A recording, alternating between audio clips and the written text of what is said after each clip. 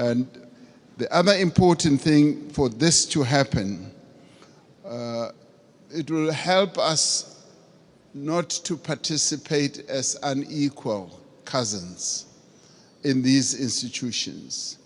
It will help us to participate fully, and so that we don't have a sense that we are beggars, that we are being dealt with out of generosity. I think it's important in the new era that the world is in now that there should be a good measure of equality among sovereign nations. You know, recently, 7 African countries decided to go and put a call for peace to Ukraine and to Russia. And we raised a number of issues. Zambia was represented, Comoros was represented, Republic of Congo was represented, Senegal was represented, Uganda, as well as South Africa. So we were all represented, and Egypt as well. So we were all at one, that even as we were going to address an issue of the war which has had a negative impact on the African continent, which is the rise in prices for food, rise in prices for fertilizers, we were clear that we are not going there as beggars. We are not going to ask for a favor to both Ukraine and Russia. We were going there to say, open up the Black Sea Channel so that the grains and the fertilizers should go into the world market. So we were not on a begging mission, even as we are in great need as a continent and all that. That should go to demonstrate that Africa should never be seen as a continent that needs generosity. We want to be treated as equals. Even in the multilateral institutions, we want to be treated as equals. And if our equity is at a low ebb, there must be ways in which that can be addressed. To us, this is very important. Our sovereignty is one of the things that we hold on dearly to. And we demonstrated that very clearly to both President Zelensky and to President Putin when it came to this issue. Even as there were suggestions that, yes, we can donate this, we can donate that, we said, we want you to release these grains and fertilizers to the world market so that the world can trade in these commodities and other issues we can handle in a different way. I wanted to make that point so that it should be understood where Africa has evolved up to.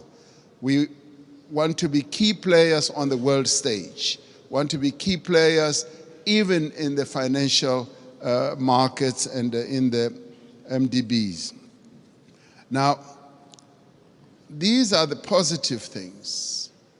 I do, Mr. President Macron, want us to address another issue which to us is a bit of a negative. You will have heard President Sisi talking about the 100 billion that was promised in Paris. President Sassou Nguesso yesterday as well also spoke about it at the dinner. Now, there is that issue that a number of the commitments that have been made have not really been fully lived up to. But before I get into details, let me immediately say that we recognize the many initiatives that have been put on the table, and a number of countries here have done so. Germany has gone out of the way to put a number of initiatives, and the US has also done a number of things. But there have been times when we felt like we were beggars. I played a key role as chair of the African Union during the COVID period. We felt like we were beggars when it came to vaccine availability, when we felt we needed access to vaccines, and the Northern Hemisphere countries had bought all the vaccines in the world, and they were hogging them. And they didn't want to release them at the time when we needed them most. And we felt like we were begging. And at times it felt like they would just be droppings from the table, that yes, we will give you that and that. And let me tell you something that generated a lot of resentment. We resented that, and it got worse when we said we want to manufacture our own vaccines. And when we went to the WTO, there was a lot of resistance, enormous resistance. And we kept saying, what is more important, life or profits by your big pharmaceutical companies? And that too, I must tell you now, generated and deepened that disappointment and resentment on our part, because we felt like life in the Northern Hemisphere is much more important than life in the global South. And these are issues that need to be addressed. And I'm glad that we are all seated here like this, because we've got to get to the heart of these matters and address them. Now, I come to promises that have been made. And Chancellor Scholz was saying, we've got to walk the talk. Yes, we want to see the talk being walked. President Sassou Nguesso yesterday said at the dinner, $100 billion was promised per year. And he was saying, I've never seen that. And many of us will testify that that $100 billion has never really been made available.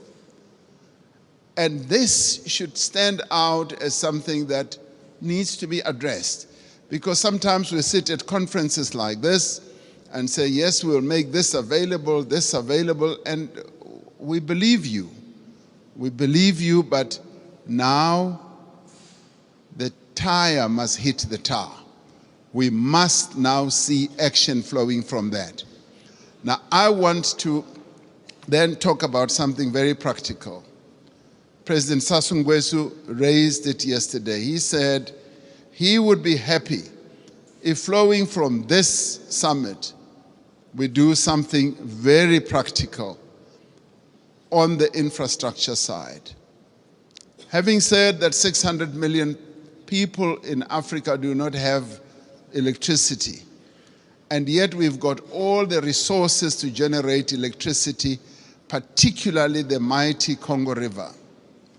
And that there have been plans to build a number of power stations that will generate, in my calculation, up to 70,000 megawatts. And he said, and I want to speak in support of this proposal, that to prove that these summits are not summits where we just talk, flowing from the Paris COP as well as others, let us now put money on the table and collectively say we are going to address this mega project. A mega project which will in the end generate electricity for up